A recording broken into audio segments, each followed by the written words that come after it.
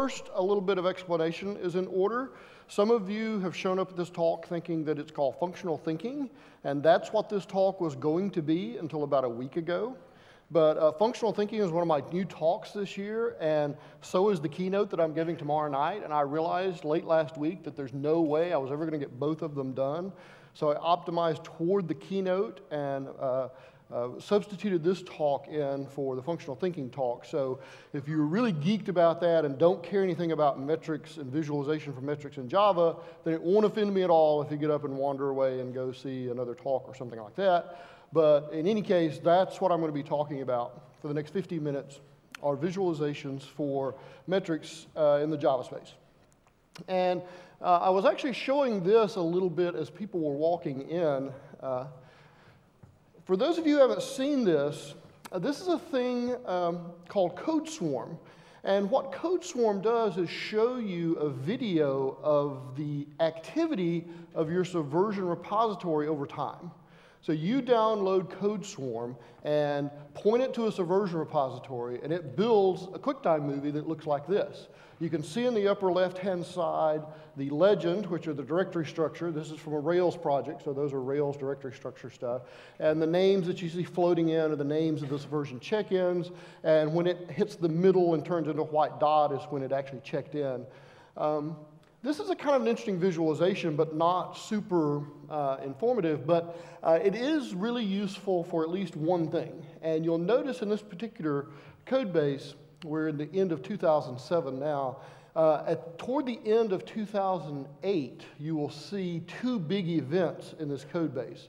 One of them was switching which testing framework we're using. We switched from a homegrown testing framework to a open source one, and that touched a whole lot of files. And the other event was upgrading from Rails 1.x to 2.x, which touched almost every file in the project. And you see a massive explosion when that happens. And that happens in early 2009, both of those things. And you'll see those coming up in about 6 months on the CodeSwarm. This is in the category of metrics of not super useful on a day-to-day basis, although we have used this to illustrate to people that are doing agile transformations, that when you start doing agile, you tend to start checking in a lot more often, and you can see that on a CodeSwarm when that happens. So we're toward the end of 2008 now. Early in 2009, I think, is when we switched to testing frameworks, and you'll see a little bit of explosion there. And then there's the testing framework change, and there's the Rails upgrade. So you can download this thing. It's CodeSwarm. It's on Google Code. You point it to a Subversion repository, visualizations of check-ins over time. Is it useful? I don't know. Is it cool? Yeah, it's pretty cool. So it's kind of a cool thing to have around. There's a really much cooler version of this for Git now. I can't remember the exact name for it, but if you Google CodeSwarm and Git, it'll give you real-time views of the branches and the activity, and it's this organic-looking thing that rotates in space. It's really cool.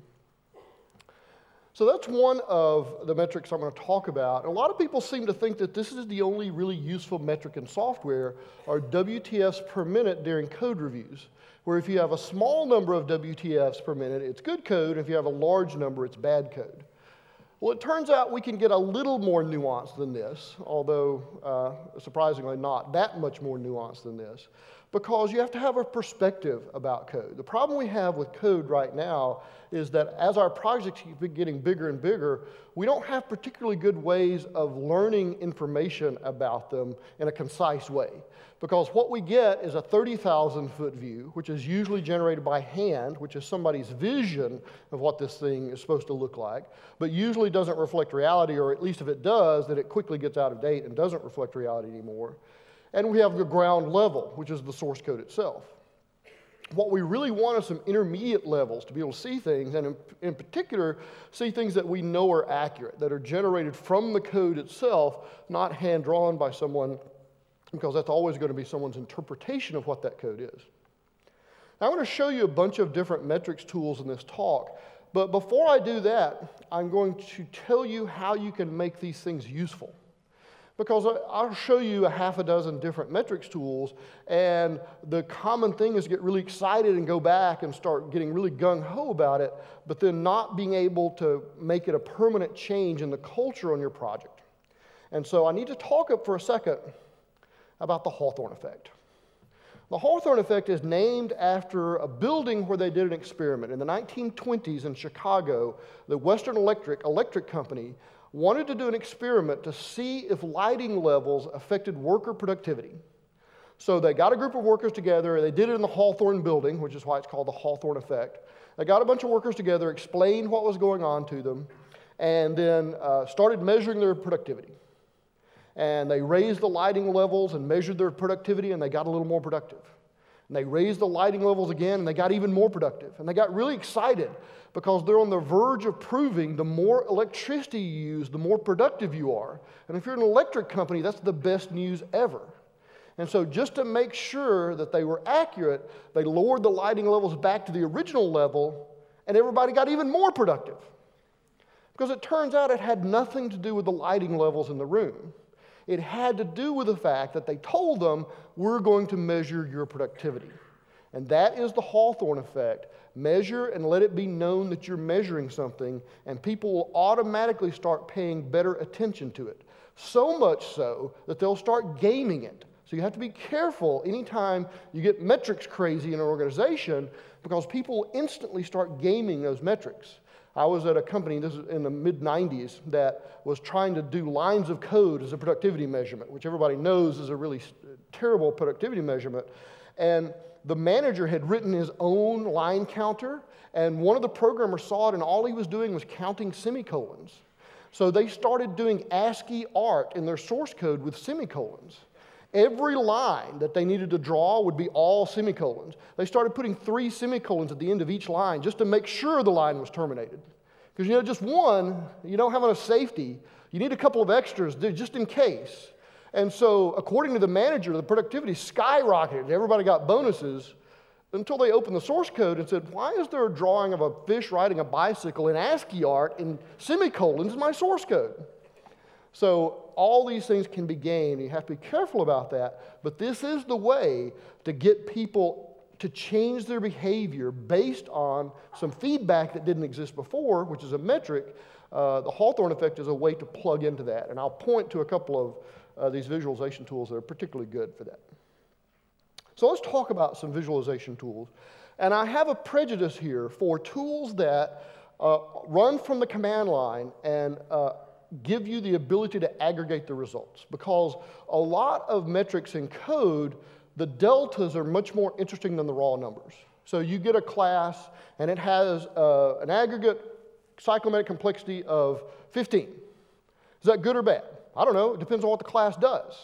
And it depends on a lot of factors. But if you measure it now and it's 15, and you measure it again in a month and it's 30, and you measure it again in a month and it's 66, clearly it's going in the wrong direction of getting really complicated really fast. And the trend line is more interesting than the raw number. And that's true for a lot of these metrics. So I have a strong preference for metrics that you can wire up into a continual process like continuous integration so that you can get deltas and things for them. Having said that, the first tool that I'm going to talk about here is the opposite of that. This is very much a quick tool that you can pull out of your pocket to glean some really fast information about a code base. And this is called Source Monitor. This is a freeware project that gathers a bunch of metrics. And in fact, here are the metrics that it gathers. A lot of these are kind of well-known classic metrics in the software world, like cyclomatic complexity. And this actually gives you the max and the average for cyclomatic complexity. It also gives you some visualizations, which is, of course, what this talk is primarily about. And this tool is unique amongst the ones I talk about in that this is a Win32 executable. So it's a Windows-only, single-file executable. I strongly suspect this thing was written in Delphi, because I've written a bunch of Delphi applications way back in a former life, and you learn what applications look like that are written in particular tools. So I think this thing is probably written in Delphi, which is why it's Win32, but it's blazing fast, and it's really tiny. It can easily fit onto a thumb drive. And in fact, one of the times we were going into a consulting gig, and the client had some problems with the code. They wanted us to look at it. And they gave us a copy of the code on a thumb drive, and I plugged it in, and then kind of instantly ran source monitor on it just to see what it would give me. And one class had this gigantically large cyclomatic complexity aggregate. So I said, boy, I bet you're having problems in this class. And they looked at me like I'd grown a third eye. It's like, did you just read our minds? That's the one we're having the most problems with. And I said, it's because I'm magical. I'm a consultant. I know these things. Of course, it's because I had this tool in my pocket. But the interesting thing from a visualization standpoint that Source Monitor gives you is something that you see in a variety of graphics tools. These are caveat graphs. The way that caveat graphs work is that you set up ranges for values that you want. So for example, I'm willing to say that the number of methods per class I want to be between 4 and 16, and average number of lines of code per method is 6 to 12. So you set up all these ranges for these metrics that you care about in this caveat graph, and then it overlays the values from a class on top of that, and you can see how irregular it is toward your goal of having a nice average class. So if this class were perfect in terms of the caveat ranges you'd set up, it would be an exact donut right in the middle of this circle that would look exactly circular right in the middle. Of course, this class does not do that. This class has got a really strange shape because this is a particularly bad class from a metric standpoint. This is the worst offender in the Struts code base, this double list UI bean class. And so the more irregular the shape, probably the more unusual it is as a class. There are a lot of metrics tools that give you these caveat graphs. This is certainly one of them. This is what the overall summary looks like for a given class. It gives you numeric summaries. It gives you the caveat graph. It also gives you a block histogram of statements versus depth. So what this is telling us is that for this particular class, a little over 200 lines are indented 1 level deep, and about 100, a little over 100 are 2 levels deep, and a little under 50 or 3 levels deep, etc. Though one of the nice things about Source Monitor is it is language agnostic, so it works with Java, it works with C#, it works for VB, it works for Delphi, it works for C++, I think. So there are a lot of different tools. You get the exact same kind of visualizations for all of them, but it understands a variety of different languages. And for each of these metrics tools that I talk about the things that you're looking for when you use this tool to try to glean useful information out of it. And here you're looking for classes that violate several of those ranges that you set up and really odd asymmetrical shapes. And that's actually true in a lot of these metrics tools, that asymmetry equals badness. Because a really well-designed visualization tool will try to leverage the things you already know about the things you see in the real world. So nature likes symmetry. And so when these visualization tools are trying to show you something good, they will typically show it as symmetry. And when they're trying to show something bad, they will a lot of times show it as asymmetry. The next tool I'm going to talk about is an open source tool called panopticode. I am one of several architect/tech lead types at ThoughtWorks who really value metrics on projects. And I'm certainly not the only one, but there are a double handful of us. And so the consequence of this is that any time we end up on a project somewhere, we wire up our favorite metrics as part of the build process. And mostly what we do is that every time we hit a new project, we just complain about it and take 2 or 3 hours and wire up this thing that we've wired up 15 times before, but we're on a new project, so we'll wire it up again. One of my colleagues got tired of doing that and created panopticode. Panopticode is a project that is basically a pre-configured set of metrics tools and an Ant build file. So when you download panopticode, you download an Ant build file, and you have to tell it 3 things. Here's my source directory, here's my live directory, and here's my test directory. And then panopticode will pick that up and run a whole bunch of metrics for you.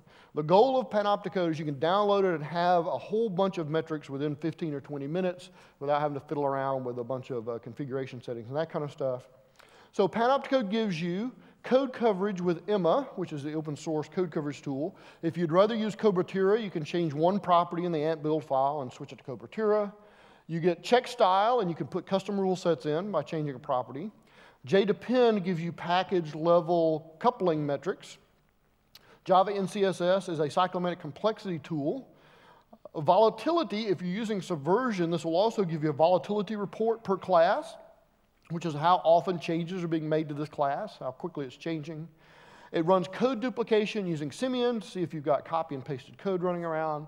It aggregates all this stuff and creates a bunch of pretty HTML reports with all these results aggregated.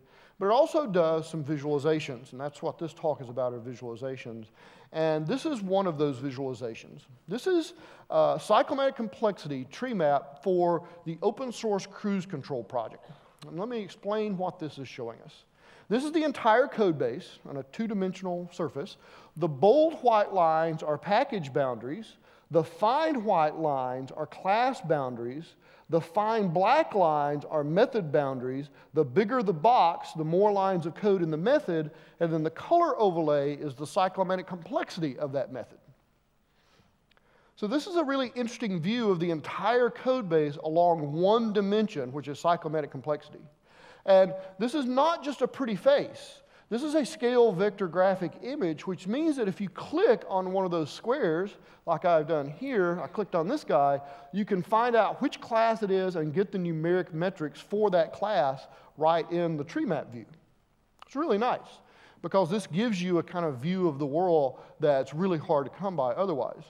And you can produce several different tree maps using panopticode. This is the one for cyclomatic complexity on the open source cruise control. Here is the exact same code base, but with code coverage as the color dimension instead. And if you look at, excuse me, the two pictures, the white and black lines are exactly the same because it's the same code base, but the color dimension is the one that gives you some useful information here. Panopticode is currently up on SourceForge, and it hasn't been modified, the current version that's out there in a little while, because Jeff Bay, the guy who wrote Panopticode, is rewriting it from the ground up in Clojure. So that's going to be interesting when he gets that done. So the Panopticode 2 should be out before too long, and it'll be written in Clojure.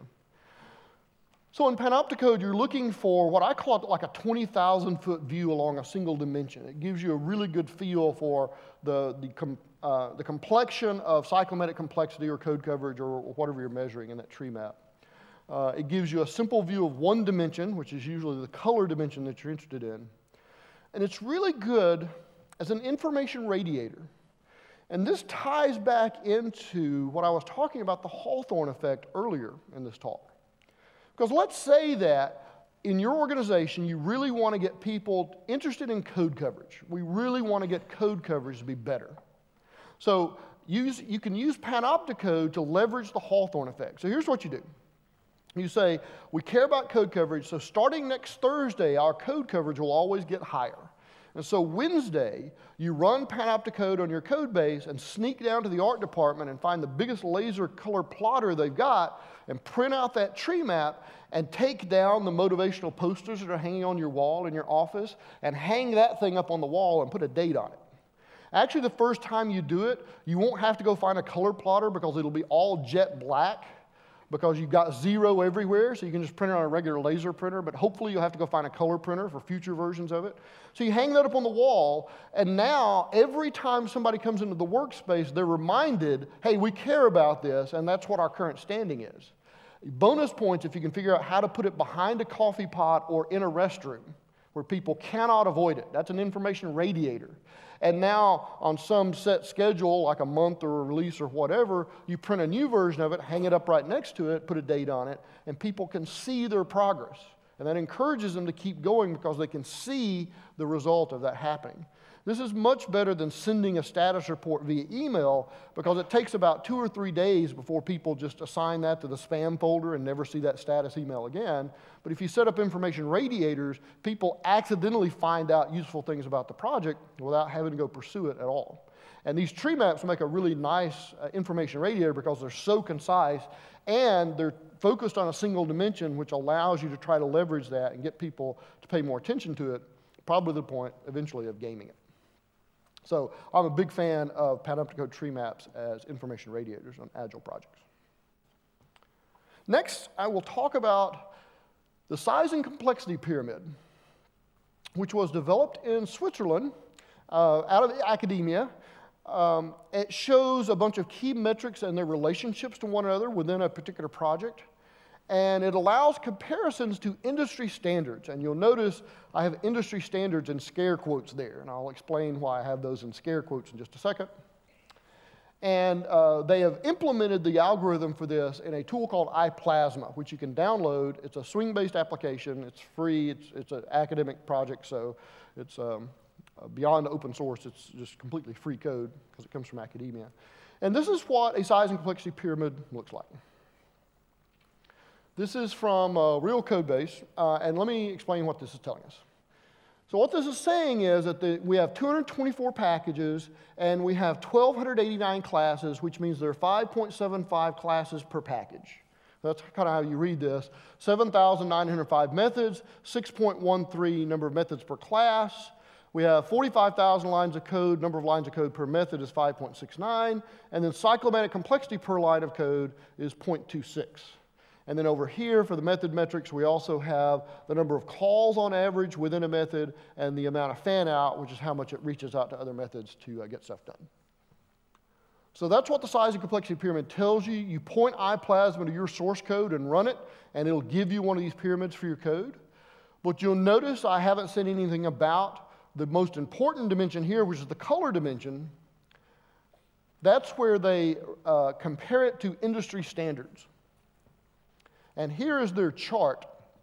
So notice that cyclomatic complexity per line of code, on the low side is 0.16, on the high is 0.24, and this guy was a little bit high, so he got a red. Lines of code per method, 7 on the low side, 13 on the high, but we were below the low, so that's why it turned blue, or actually a little purplish here. And then green means that we fell right in their range, which we did. We were exactly in their range for green. Now the reason I put this in scare quotes is notice what this is suggesting to us. If average cyclomatic complexity per line of code is 0.26, and we have 5.69 lines of code per method, that means our average cyclomatic complexity per method is about 1.5, which is pretty low. That's a pretty good code base. To give you an idea for the way most of the world looks at cyclomatic complexity, you hear most people talk about CC and they say, well, anything less than 10 is probably okay. I think that's way high. I think anything less than 4 or 5 is probably okay. And there's a metrics tool out there called crap4j, which tries to determine how crappy your Java code is. They say if you ever get a cyclomatic complexity of 33 or higher, you should just delete the class and start over. So that's as high as it can get, according to crap4j. The side effect of their industry standards here is that their industry standards are about triple digits of open source projects they found all over the net.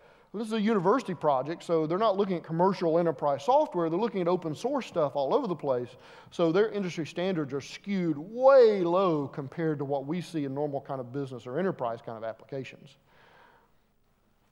But having said that, you can take these with a grain of salt, and it's still useful information, even if you don't care as much about the industry standard parts, or if you want to normalize that toward more reasonable kinds of applications. So this is the iPlasma tool itself. This is a classic graduate student project. This is written in Swing, and they picked the ugliest motif, look, and feel they could find for iPlasma, so that's a treat. When you run it against a code, it produces the pyramid that we saw before, and it also tries to give you an interpretation of the results like this. And again, classic graduate computer science student project. They got all the pyramid drawing stuff just perfect, but they didn't get the spacing of the words right in the text. But what they're trying to do is explain the results of this up here. Classes tend to contain an average number of methods and be organized in average size packages. So it's using the same color coding there to call out things that it thinks it might be kind of fishy. And you'll see that Struts actually has dead on their top cyclomatic complexity number, which is 0.24, and pretty good metrics overall in the Struts code base. This code base is interesting, though, because it's actually now called Azureus. It's an open source BitTorrent client written in Java and Swing. And it's over 500,000 lines of code. And it gives much more kind of characteristic metrics number for the kinds of applications I normally see in the real world, kind of enterprise and business applications. And you'll see actually that their cyclomatic complexity is really crazy low, but they've got some a bunch of things that are kind of artificially pushing that down in their code base. But you'll see here, number of methods per class is 32, number of lines of code per method is almost 14, so that's actually, unfortunately, much more typical out in the world. So, for the size and complexity pyramid, you're looking to adherence to industry standards, probably normalized upwards to make them more realistic for the kinds of applications you're building, unless you're building web frameworks and stuff like that. In particular, you're looking for a low number of lines per method because that suggests that you have a well-factored code base, meaning that each method probably only does one thing. If every method only has 3 or 4 lines in it, there's not a lot of room to get in trouble in just 3 or 4 lines. So the low number of lines per method probably suggests that you have a well-composed code base, and low cyclomatic complexity per line of code suggests that you don't have an overly complicated code base. Okay. Next, I want to talk for a second about the possibility of building some of your own visualizations. And I want to talk for just a second about GraphViz. GraphViz is an open source tool that lets you take a text file that is in a very specific external domain specific language format for GraphViz. You give it to GraphViz and it will produce graphs for you. So if you look at the text file we have right there, when you run that through GraphViz, it produces the diagram you see on the lower right-hand side. So this lets you define shapes and connections and ordinality and all that sort of stuff in this very simple little external domain-specific language. The thing that's nice about GraphViz is that it makes it easy for you to create visualizations for things that you can get numeric values for. And there are a lot of numeric metrics out there that might benefit from doing some visualization, and in particular, connections between things. I'll show you a couple of examples of this. So to show you how easy it is to create one of these guys, this is an example of a state machine, a dot file, that shows all the possible states of a particular state machine. This is a directed graph. So this is the dot file. When you run this through GraphViz, it produces this output, which is a directed graph that shows what all is happening on all the states in the state machine. What's nice about this is that this is the code that produced that GraphViz dot file. They're called dot files. That's the extension .dot. This is part of the state machine code. I have a toDot method that basically just walks through the state machine for each entry in the map that defines the state machine and just spit out the text that GraphViz is expecting so I can programmatically generate this visualization, which is nice because now I don't have to worry about keeping it up to date. All I have to do is change the internal state of my state machine and then run this, and it'll give me an accurate diagram of it. So this makes it relatively easy to wire up some of your own metrics and get nice visualizations out of them. And here's an example of someone having done that. This is the jar analyzer by Kirk Kernerscheld. And what he did was take the problem of, so you've got this web application and you've got a big live directory. People add stuff to the live directory all the time, but nobody ever removes anything because they're afraid to.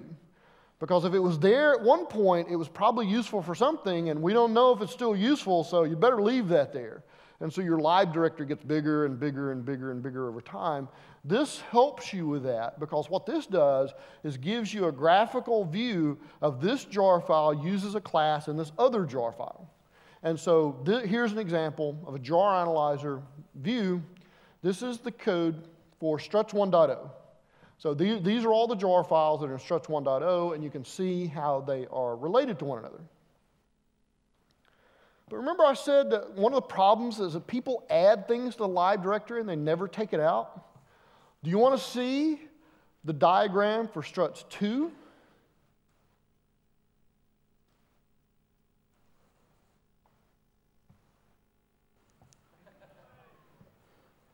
Ouch. Yeah, Struts has one of everything in it now. You can see some really common networks around things like common logging and things like that, but did you know that Struts includes all of Spring now? Spring Core, Spring AOP, Spring Context, all the common stuff, of course. There's a ton of stuff in Struts now. That's the entire picture. That's as far as you can get it back to get the whole thing in screen. You can't even read all of it. What you're looking for when you run this tool is not that. In fact, specifically what you're looking for when you run this tool are islands. Because if you ever get one of these ovals that no arrows go to, you can remove that jar file from your project. Because nobody is using that, nobody is calling that code in that jar file anymore, unless you're doing it via reflection or something like that. But this is a pretty good way to find out what's actually in use in your project right now.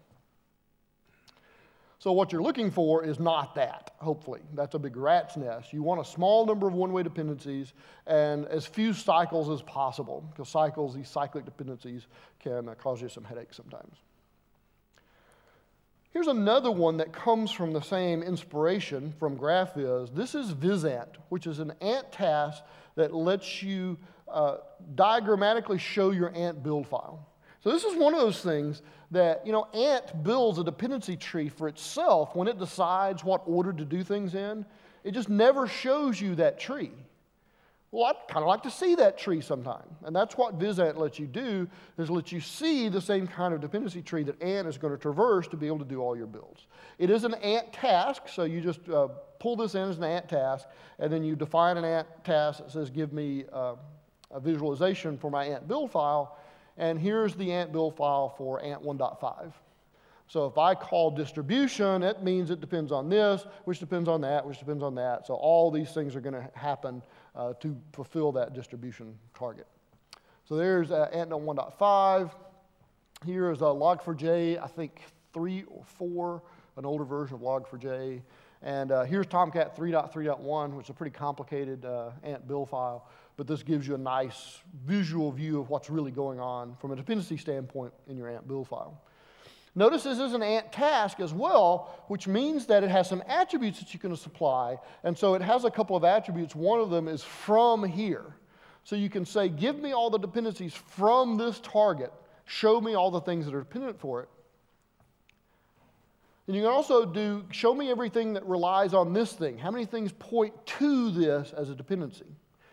And this is another one of those cleanup operations, because that's another one of those things that nobody ever does. They never remove anything from the ant build file. You always just add stuff to it. And so it gets to 9,000 lines and 12,000 lines long, and you're afraid to remove anything because somebody might be calling it.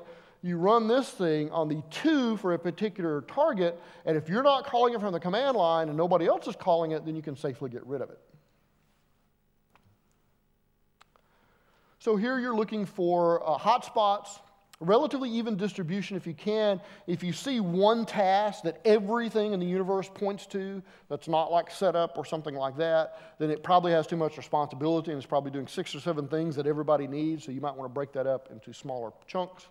Networks around common dependent elements, and think about extracting some of this common behavior via tools like macrodef. Macrodef is basically Ant's version of extract method now. That came about in Ant 1.5, I think, 1.4, 1.5, that lets you take tasks and actually share them across within a single project or across multiple projects. So that's a nice way to consolidate common kinds of behavior. Okay.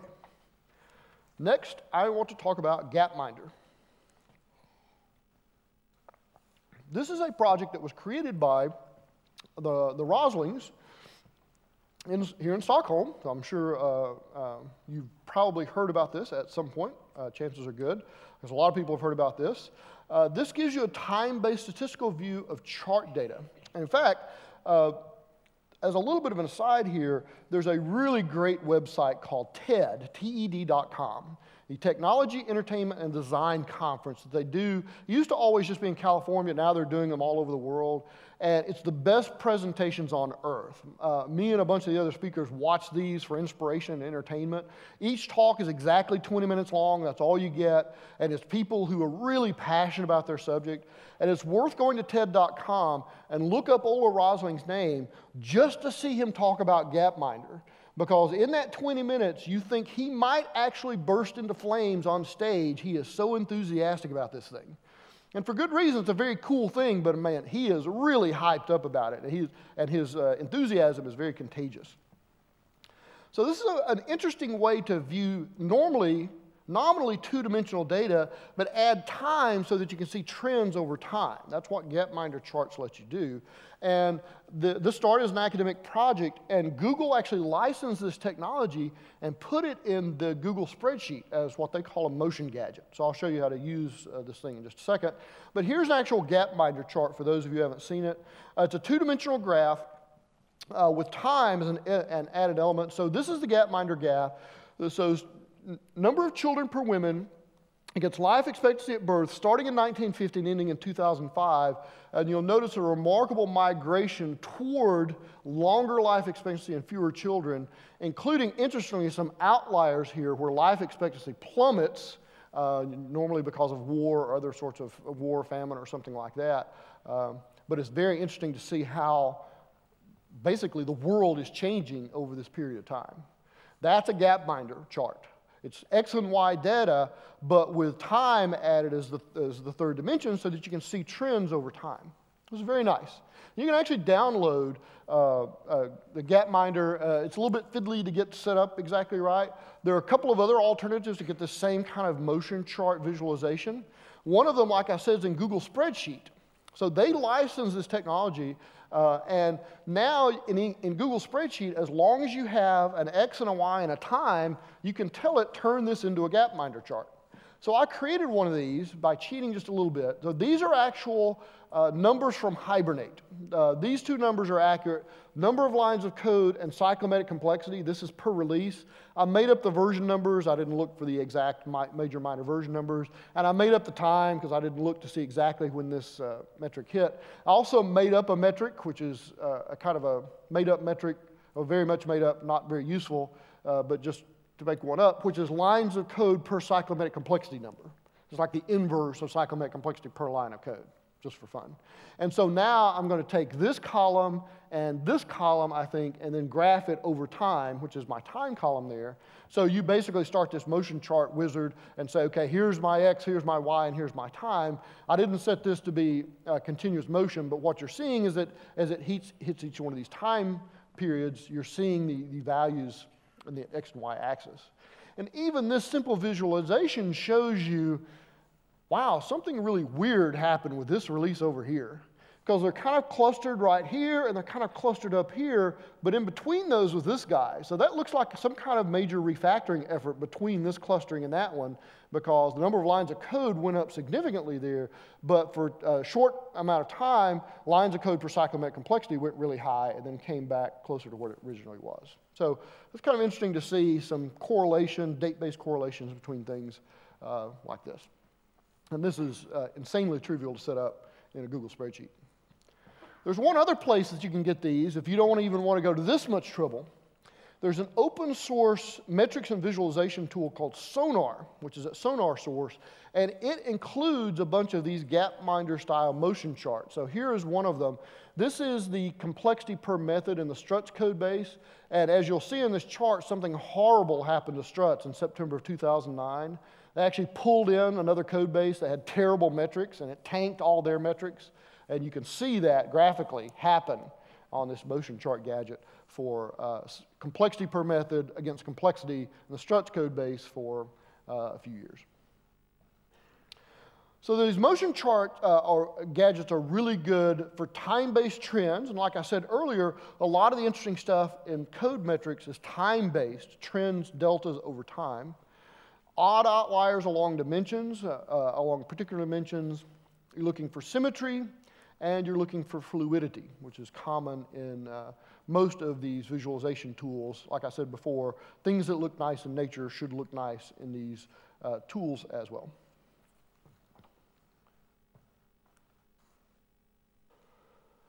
Next, I want to talk about CodeCrawler. Back in the day, let's say 15 years ago, most of the academic effort and metrics was around Smalltalk, because Smalltalk had a big presence in universities, and Smalltalk was viewed by many as it really was the first really sophisticated object-oriented enterprise-ready system, Smalltalk and C++. And a lot of interesting metric stuff happened in the Smalltalk community because they cared a lot about that. And CodeCrawler was one of those projects. What CodeCrawler is a kind of an alternative way to view a code base where what we're looking at is the code base. These are inheritance lines. The different colors mean different things. One's abstract class, one's concrete class. And the length and width of these lines also convey some information in CodeCrawler. But the cool thing about CodeCrawler, and in fact a lot of the tools that they created for the Smalltalk world, this is such a common thing to do in the Smalltalk world that they created a metrics meta platform that sits on top of Smalltalk called Moose. And if you can create Moose metadata for any language, you can display it in these Smalltalk-based tools. So they built it to be language agnostic pretty much from the beginning, or very close to the beginning. And so now you can do Java or C or whatever. As long as you can produce Moose metadata, that's what this thing reads to be able to show you stuff. And you can, in fact, download CodeCrawler. You have to download CodeCrawler an entire Smalltalk image in Visual Age Smalltalk. So you need Visual Age, you need to download the image, and it takes about, in my experience, to set this up on a Mac, takes about a day of some gentle yak shaving to get everything in place and get all the dependencies right and all that kind of stuff in place so that you can run it against your Java code. But you don't have to. Because what's happening, because Java has become so ubiquitous and because of a lot of different reasons, a lot of academia is now moving their metrics efforts towards Java because it is the new enterprise language of choice. And which brings me to X-Ray. X-Ray is a graduate student project written by a student in Italy. There's his name. I won't try to slaughter his name. It's a visualization plugin for Eclipse that gives 3 different views of your code, and it's inspired by CodeCrawler. So it looks just like CodeCrawler, but it's an Eclipse plugin. So in Eclipse, you just go give it the new update site and tell it, okay, pull down half the internet for the update, and you're ready to go. You can go and click Analyze Current Project, and it gives you those results. And more importantly, or at least as importantly, the guy who wrote this was really smart in that he exposed his meta model to the rest of the world. This is a really common kind of polite thing to do if you're writing a metrics tool, because metrics visualizations are always based on a meta model. The meta model is the one that defines the rules for how things work for the visualization. So for example, a UML diagram has a meta model that says that this kind of line means this thing, and you can't have cycles and inheritance and things like that. That's the meta model for UML. These diagrams have meta models as well, and if you're very polite as a metrics tool writer, you'll expose your meta model to other metrics tools writers so they can take advantage of that same data that you've gathered as well. And so he does that to some interesting effect. I'll show you in a second.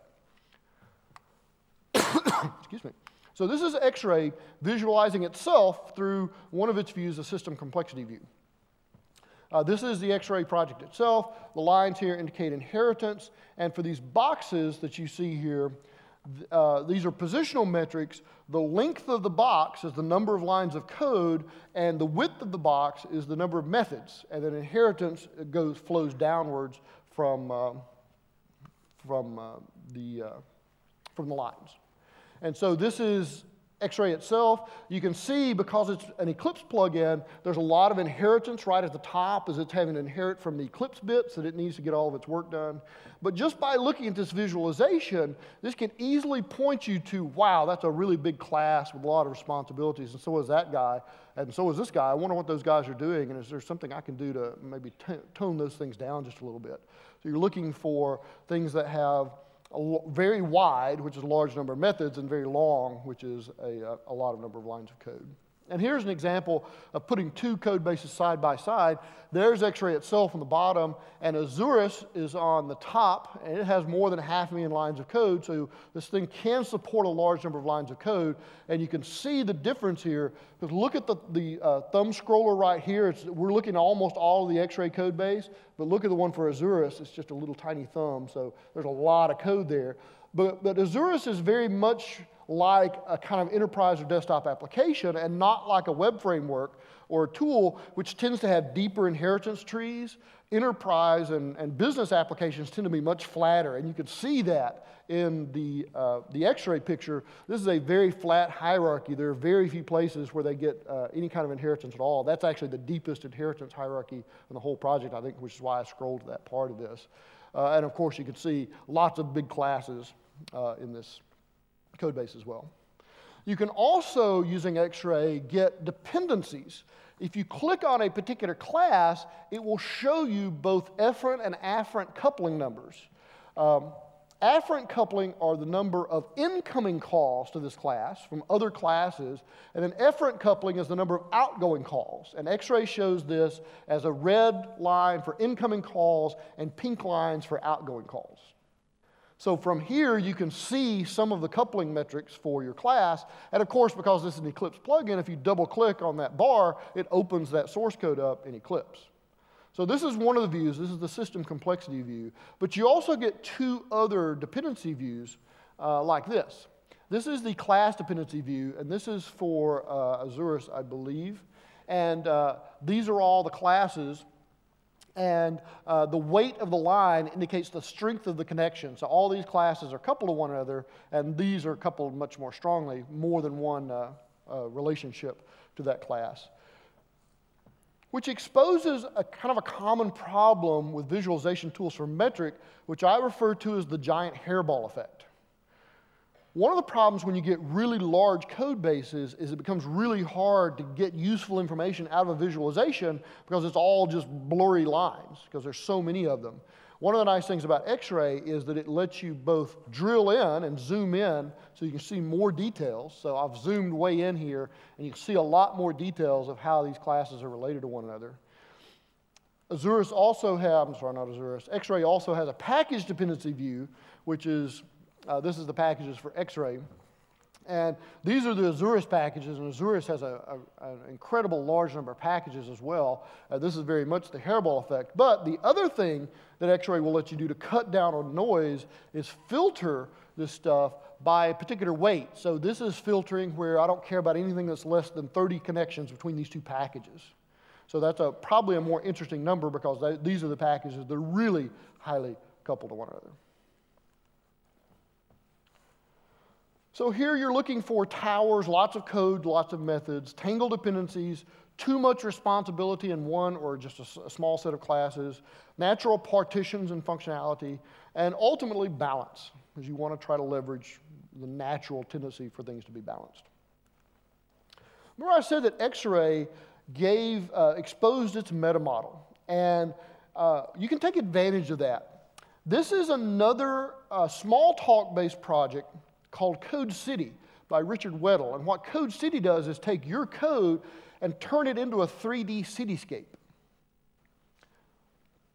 CodeCity is software analysis written in, give you 3D cities, written in VisualWorks Smalltalk on top of Moose. Classes are buildings and packages equal districts. The new Java version of this that takes advantage of X-ray's meta model is Citylyzer. So because the author of X-ray exposed his meta model, this guy could take advantage of it. And so this is a visualization of a code base. And actually, when you run this live, you can actually fly through the buildings and do rotations and a bunch of other cool stuff. Inspired by CodeCity, the building height is the number of methods, and the width and length is the number of attributes, and the packages show up as districts. So this is the same information in a graphical view. So the height of the thing is the number of methods, and the width is the number of attributes. And then packages show up as these kind of layered districts. So here's a code base visualized through Citylyzer. Obviously, ton of responsibility in these three or four really big buildings here. This is kind of interesting. What would cause these tall, spindly things right there? Well, this is either a class that has a whole lot of static methods in it, or you've got someone writing C code using a Java compiler. And you probably want to find out which it is, because one of them is okay and the other is not so okay. What they're doing is writing a whole lot of methods but no attributes. So you create these tall, spindly towers, and there's a whole district of these guys here. So hopefully that's a package that's expected to have a whole bunch of static methods in it. And here's a bigger, more complex code base, but you can see what your code would look like as a city. So what you're looking for here is, does it look like a real cityscape? Again, these visualization tools try to leverage things you already know about the real world. looking for buildings that wouldn't exist in the real world. Those tall, spindly towers probably wouldn't be structurally sound in the real world, so you wonder if it's structurally sound in your code or not. You're looking for overly crowded neighborhoods or abandoned parts of town, and you're trying to answer the question, would you live there, because you kind of are living there in a kind of weird virtual way. So I want to come back and talk about using metrics. Wire metrics and analysis into a continual process, because deltas are frequently more interesting than raw numbers. Have someone on the project that's responsible for checking this stuff. This is always the tech lead in our projects. And then socialize those findings with everybody on the project. We typically do this on iteration boundaries. And depending on how aggressive you get, you can use these metrics to leverage the Hawthorne effect, or you can get more aggressive and do things like fail build with XPath expressions and plugins for tools like Hudson or Cruise Control, or JDepend like unit tests. JDepend will actually let you create unit tests that fail when certain metrics don't match the criteria you've set up, so that you get proactive prevention of mistakes entering your repository. So to summarize, these give you good views of intermediate altitude on code, really great as information radiators, high density of information, but along a single dimension almost always. So you almost always have to kind of generate 4 or 5 different metrics if you're trying to make a particular case for something. Because another problem you have in a lot of metrics is the signal to noise ratio is really askew, and so the noise completely drowns the signal, so you're not getting useful information from it. So try several different metrics and look at it from several different dimensions, because you may find one where the signal to noise ratio shows you some useful information. Compelling evidence for things that you need to make a case for. Our code base is too complex. It's getting more complex faster than it should. We should put more resources on this. And it's cool. There's a lot of really cool research and development going on in this area. We're actively engaged in some research and development, particularly around metrics and visualizations for dynamic languages, which is not quite as rich as it is in statically typed languages right now. But this is a problem we view as not going away, and it's going to get more and more acute over time, because our projects aren't getting any smaller, they're getting bigger and bigger and bigger, and we need good ways to be able to glean information from big projects in a hurry so that we can actually work with them and assess them and decide, should we keep it or not. So I'm out of time. I don't think I have time for questions, and in fact, we are now encroaching into the lunch break, and I know better to keep talking when lunch is on the line. So I'll just thank you for coming, and hope you enjoyed it. Thanks. And if you want a copy of this talk, the conference will have it, and it'll be on my website as well, so you can download it.